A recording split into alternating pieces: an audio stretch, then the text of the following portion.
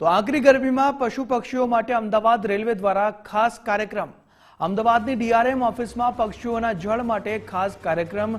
DRM ઓફિસમાં સેવ અર્થ NGO દ્વારા કર્મચારીઓને કુંડા વિતરણ કરવામાં આવ્યું। આકરી ગરમીમાં પક્ષીઓ તરસથી ટળવળે નહીં તે માટે અભિગમ અપનાવવામાં આવ્યો છે।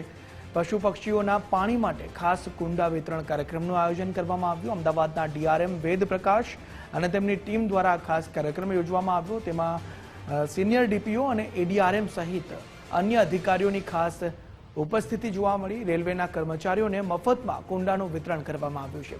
પશુ પક્ષીઓની તરસ छिपाવવા માટે આ સંકલ્પ લેવડાવવામાં આવ્યો છે। સેવ અર્થ એનજીઓ સાથે જોડાયેલા સંજયભાઈ સૂર્યબલીએ આયોજન કરાવ્યું।